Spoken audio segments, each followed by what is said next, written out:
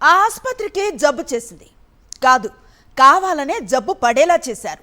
ఆసుపత్రి భవనం పటిష్టంగా ఉన్న కొత్త భవనం కట్టాలని నిర్ణయించారు. అందుకోసం ఉన్న భవనాన్ని కూల్చేశారు. ఏడాదిలోగా నూతన భవనంలో రోగులకు సేవలు అందిస్తామన్నారు. కానీ అక్కడి నేతలు అధికారుల మాటలు నీటి మూటలే అయ్యాయి. ఏడాది గడిచినా భవన నిర్మాణం పూర్తి కాలేదు. రోగులకు నిత్యం ఇబ్బందులు తప్పటం లేదు. ఇదంతా నల్గొండ జిల్లా కేంద్రంలో ప్రభుత్వ ఆసుపత్రిలో వేల మంది రోగులు పడుతున్న అవస్థ. నల్గొండ జీజీహెచ్లో ఎలాంటి పరిస్థితులున్నాయో మరింత సమాచారాన్ని మా ప్రతినిధి అశోక్ అందిస్తారు.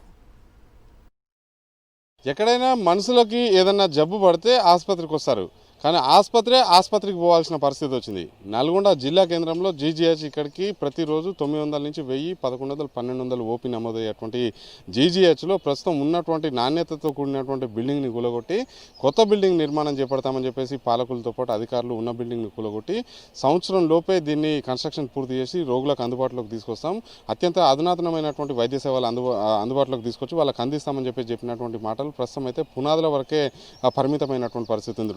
2024లో ప్రారంభించినటువంటి నల్గొండ జీజీహెచ్లో నూతన భవన బిల్డింగ్ సంబంధించి 34.5 కోట్ల రూపాయలతోటి నిర్మాణం చేపట్టి సంవత్సరం లోపే దీన్ని పూర్తి చేయాలని చెప్పేసి కాంట్రాక్ట్ సంస్థకు కాంట్రాక్ట్ అప్పగించి అగ్రిమెంట్ కూడా చేసుకున్నటువంటి నేపథ్యంలోనే ఆ కాల పరిమితి ముగిసిపోయి కూడా దాదాపు 7 నెలలు అవుతున్నప్పుడు కూడా ఇప్పటి వరకు కూడా ఇంకా పిల్లర్లు బేస్మెంట్ దశలోనే ఉన్నటువంటి పరిస్థితి. అంటే బేస్మెంట్ కట్టడానికే సంవత్సరం పట్టిందంటే ఈ బిల్డింగ్ పూర్తిగా G+1 కట్టడానికి 3 ఏళ్ళు పడుతుందా 5 ఏళ్ళు పడుతుందా, అసలు మరొక 3 సంవత్సరాలు ప్రభుత్వానికి కాలపరిమితి ఉన్నటువంటి నేపథ్యంలోనే ఈ ప్రభుత్వం హయాంలో ఇది పూర్తవుతుందా లేదా అనేది కూడా ప్రస్తుతం అయితే సందిగ్ధంలో పడ్డటువంటి పరిస్థితి ఉంది. ఒకవైపు ఇది పనులు నత్తనడకం సాగుతున్నాయని చెప్పేసి విమర్శలు ఒకవైపు ఉంటే, మరోవైపు చేసేటువంటి పనుల్లో నాణ్యత లోపించిందని చెప్పేసి కూడా ఆరోపణలు వస్తున్నటువంటి పరిస్థితి ఉంది. ఎందుకంటే సిమెంటు ఇసుక కలిస్తేనే బిల్డింగ్ గోడలు కావచ్చు, స్లాబ్ కావచ్చు నాణ్యంగా ఉంటుంది, పటిష్టంగా ఉంటుంది. దాదాపు 50-60 సంవత్సరాల వరకు కూడా అది ఉపయోగంలో ఉండేటువంటి ఆస్కారం ఉంటుంది. కానీ ఇసుక రేట్ ఎక్కువ ఉందని చెప్పేసి సిమెంటులో ఏదైతే డస్ట్ కలిపినటువంటి నేపథ్యంలోనే అది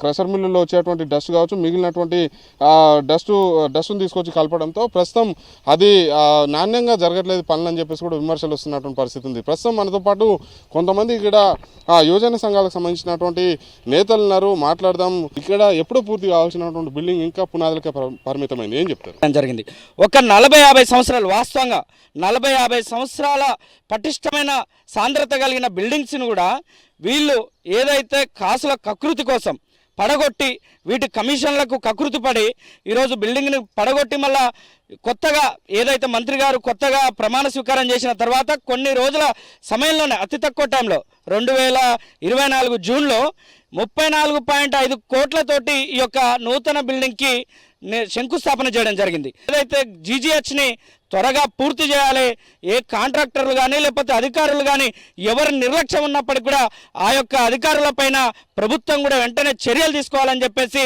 మేము ఒక విద్యార్థుల పక్షాన డిమాండ్ చేస్తున్నాం. ఈ ఆసుపత్రి యొక్క భవన నిర్మాణం నాసిరకంతో జరుగుతున్నటువంటి ఆరోపణలు వస్తున్నాయి.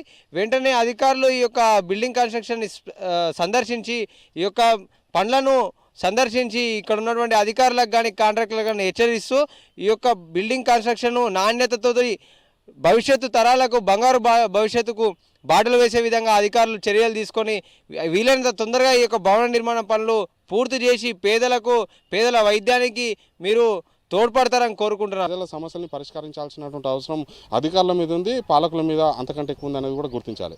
నేను శ్రీనివాసరావు, పాషం అశోక్ రెడ్డి, సాక్షి టీవీ, నల్గొండ.